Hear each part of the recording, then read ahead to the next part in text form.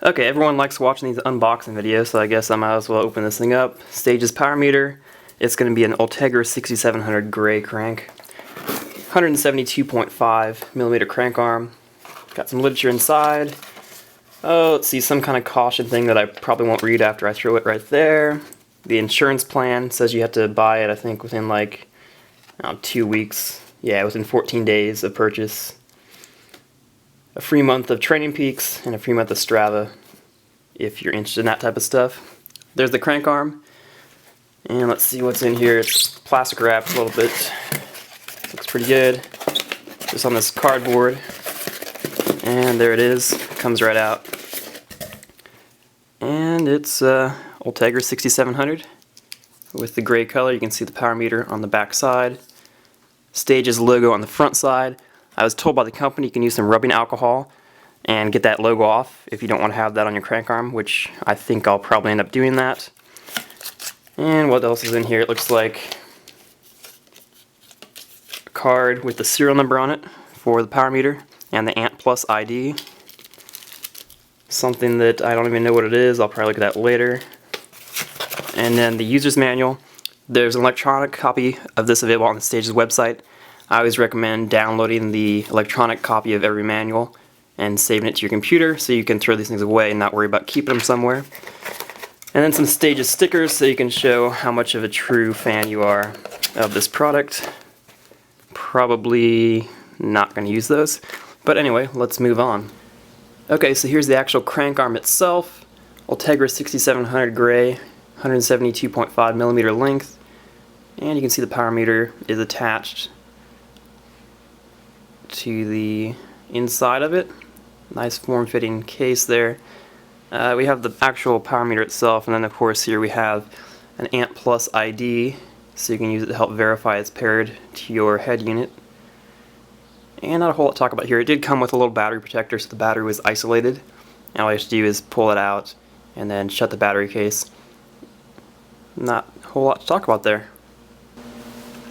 Here's my current crank arm. It's the same Ultegra 6700 gray. You can see I have a cadence magnet zip tied to it. So by the time I lose that cadence magnet and pick up the Stages power meter, it's going to be almost no difference in weight whatsoever because the cadence is transmitted from the Stages power meter, so I can not worry about having a magnetic pickup on that.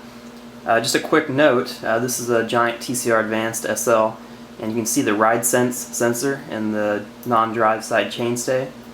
Just for anyone who has one, I've got about 12,000 miles on the original battery, so that thing lasts forever. Anyway, it's kind of stupid to even talk about the weight of the Stages power meter, because the 20-gram weight is probably about 60 seconds worth of sweat as far as weight goes, so it's really pointless to even discuss the weight of it. It's negligible. So obviously in order to take this off, we have to remove the pedal and then remove the crank arm. Removing the pedal is a whole lot easier if it's still mounted on the bike, so I'm going to do that next. And for the non-drive side arm, it's going to be opposite threads to remove the pedal, so it's going to be clockwise to take off and counterclockwise to install it. I'll go ahead and take the pedal off now. Okay, now I'm going to go ahead and try to take off the crank arm. I've never actually done this before, so this is the first time I've ever taken a crank arm off. I imagine it can't be too difficult. I guess this is a, let me check my wrenches here, this is a 5mm for these hex keys here. I have this special Shimano tool which is used to take this plastic cap off that kind of pulls everything together. It's available on, I don't know, I got it from Amazon for like $3 or $4. So let's see if I can get this thing off here. So it should just be simple enough. Make sure it's seated in there. Okay, so they're not super tight. So that kind of, I don't have a torque wrench, so just the act of taking these off kind of gives me an idea of how much torque I need to apply. I actually torque the new one down. Okay, that one's a little bit tighter. And once again, I'm not an expert mechanic, so I don't have any appropriate grease or anything on hand, so I'll probably just use chain lube, I guess. Okay, so those are loose. Now I need to use this tool and see if this is loose enough for me to get it off. Oh yeah, no problem. So that's counterclockwise, I think. Maybe not. Maybe it's the other direction.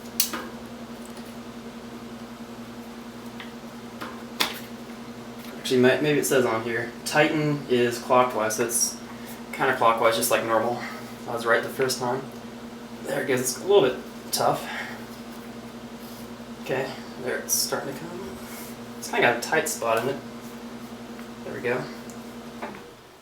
Okay, I see some good lubrication on here. It's all shiny. It's just a plastic part. There's some grease in there, and this should just come straight off, I imagine. Yep, look at that. Maybe loosen these things up a little bit more.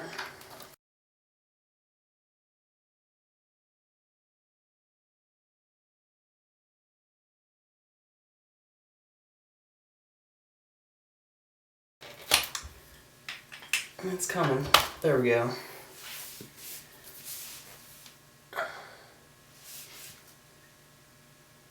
That's just grease off the bearing there, so got the crank arm off. Okay, here are the two crank arms side by side. It's obvious which one's which, and you can see the cadence magnets on the old one. So the cadence magnet becomes redundant because the power meter provides cadence to the head unit, so no need for that anymore, which is kind of nice. Makes it just a little bit cleaner. So anyway, now I'm going to try to put this thing on the bike. Let's see how that goes. Okay, so I think I'm ready to put this new crank arm on.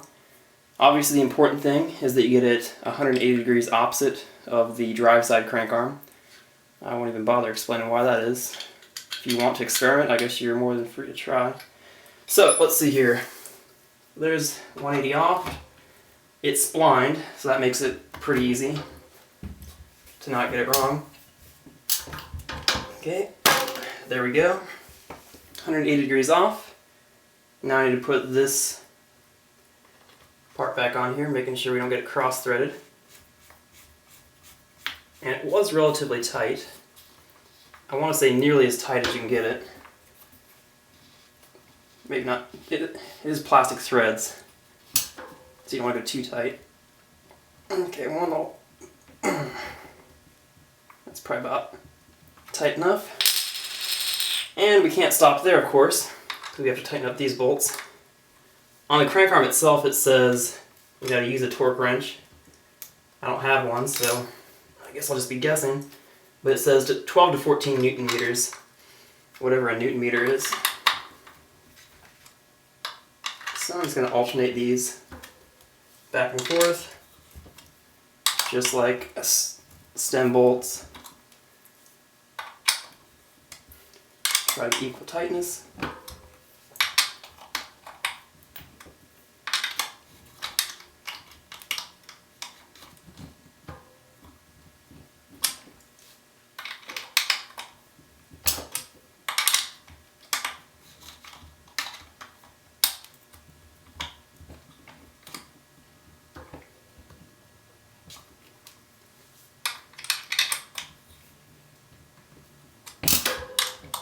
Okay, maybe just a little bit more, and that should be sufficient. So there, the crank arm is mounted. Stages power meter mounted. Next thing's pedals, and we should be done. That was pretty easy.